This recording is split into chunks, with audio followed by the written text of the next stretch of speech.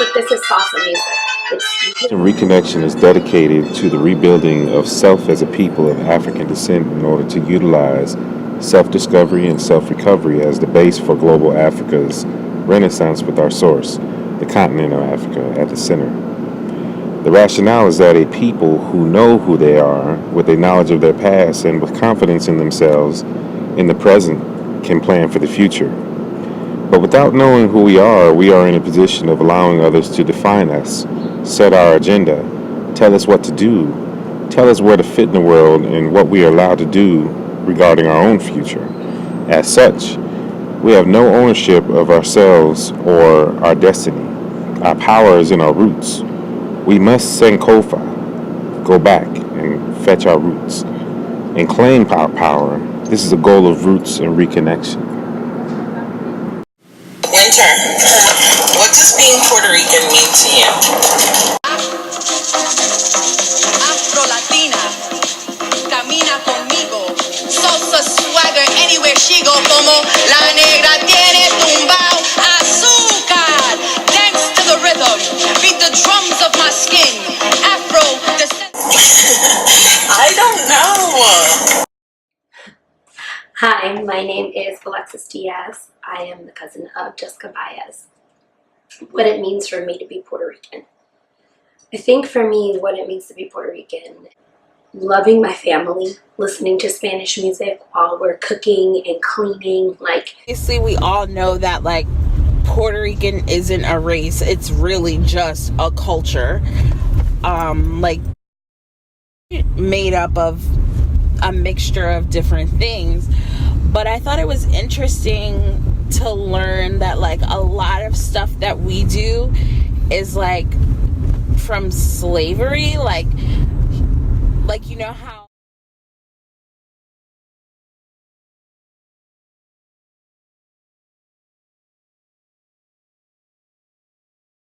listening to Spanish music while we're cooking and cleaning. I'm 35 years old, and to this day, when I start cleaning my house or I start cooking a recipe that my dad or my aunt or my mom taught me, I automatically play salsa music, and it brings me to such a happy place. And dancing in a living room with your cousins who are more like your sisters. And as you get older, you realize that different cultures have different type of foods. Learn that a lot of stuff that we do is from slavery, you know how Puerto Ricans love begao, the rice at the bottom. That's actually from slavery, because the masters would eat the good rice and they would only give the slaves begao. And the same thing with chicharrón, the masters would eat the actual meat, and then they would give the slaves the leftover skin. And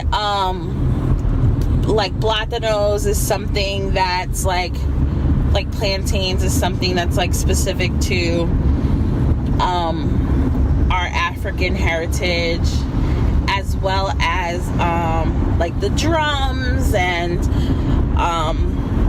how we mash up the bananas and make it, not the bananas but the plantains, and make it into stuff. They actually still do that in parts of Africa. Even the saltfish, how we bacalao, that was something that was from slavery, because it was the cheapest fish, and they were able to preserve it with the salt, so they could make it last forever and use that to feed the slaves. And that was something that carried through to all of the Caribbean islands. I have friends that are from Jamaica. They're really big onto the bacalao, saltfish, and a lot of the other Caribbean islands too. So I feel like people have a view of how people who are Latin are supposed to look, what they're supposed to look like Sofia Vergara, yeah, or J-Lo. And I feel it's more about the culture and not just how you look. And that they don't understand about Afro-Latinas. Do you feel that changed your view? I feel like yes, because I thought like being Puerto Rican, I guess when I was younger, I thought being Puerto Rican was kind of like a race, and now I feel like it's just like a culture because everyone's so mixed. Like, People see your grandmother, Tita, my mom, and then they'll be like, oh, what's up with her? Like, what's her nationality or something? And then you'll be like, oh, my grandmother's Puerto Rican, I'm Puerto Rican, and then people don't believe you. yeah, people think that I'm black and white, but really, I'm just light skinned. I'm just like, How a lot of Puerto Ricans don't like recognize themselves as black. there's people who are darker in Puerto Rican, lighter in Puerto Rican, and I'm Puerto Rican, but I feel like it doesn't really depend on. It's not really a race. It's just about like family, food, you know, the music, everything like that. Yeah, I think that's a general consensus that all of us have said. Like, it's like definitely cultural, like family, music, food, dancing. Yeah. Gaez, and you know, it's just because I grew up listening to that music in my household, and my dad and my mom singing to me as we're cleaning, and we start dancing around, and you know, it's just, it reminds me of home, and I'm very, very proud to be Puerto Rican. That. I also hate how people are like, oh, you're Puerto Rican, you must speak Spanish. Oh yeah, we talked I about don't that speak too. Spanish. I really don't. Sorry. And do they get?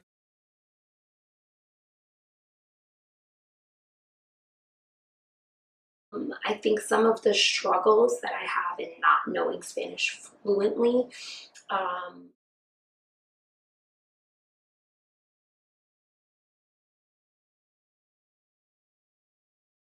holds me back. I'm also an actress, and so it holds me back from submitting to a lot of projects that want a bilingual woman, and they think that because I'm Puerto Rican that I'm automatically expected to know Spanish, and it hinders me and it sucks. And you know, I have no.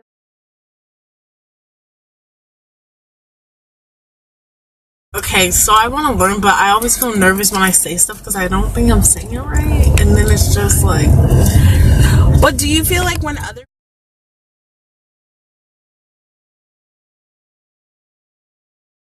And it sucks, and you know, I have nobody to blame but myself. When I was younger, I blame my mom, and really it's not her fault. You know, I can get up and learn today, but I think one of the struggles, especially for our parents not raising us to speak it fluently, was that they didn't want us to get left back in school.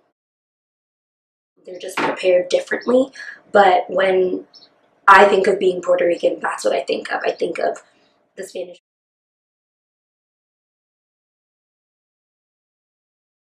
Dr. Aubrey acknowledges that this is only the beginning.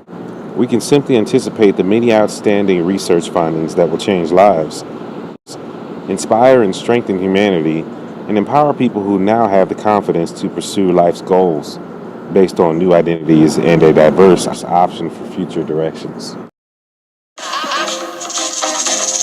Afro-Latina, camina conmigo. So swagger anywhere she go, como la negra tiene tumbao azúcar. Dance to the rhythm, beat the drums of my skin. Afro-descendant, the rhythms within. The first language I spoke was Spanish. Learn from lullabies whispered in my ear. My parents' tongue was a gift which I quickly forgot after realizing my peers did not understand it. They did not understand me. So I rejected habichuela and mangú, much preferring Happy Meals and Big Macs. Straightening my hair in imitation of Barbie, I was embarrassed by my grandmother's colorful skirts and my mother's ebroki English, which cracked my pride when she spoke. So shit, I would poke fun at her myself, hoping to lessen the humiliation. About to call myself American, a citizen of this nation. I hated caramel colored skin. Curse to God, I've been born the color of cinnamon. How quickly we forget where we come from. So remind me that I come from the Taínos of the Rio, the Aztec, the Mayan, los Incas, los Españoles con sus fincas buscando oro, and the Yoruba Africanos que con sus manos built a mundo nunca imaginado. I know I come from stolen gold, from cocoa, from sugarcane, the children of slaves and slave masters, a beautifully tragic mixture, a sancocho of seen to escape. The thought of lost lives and indigenous rape. A bittersweet bitterness, a feeling innate. The soul of the people, past, present, and fate. Our stories cannot be checked into boxes. They are in the forgotten, the undocumented, the passed down spoonful of arroz con dulce our abuelas need.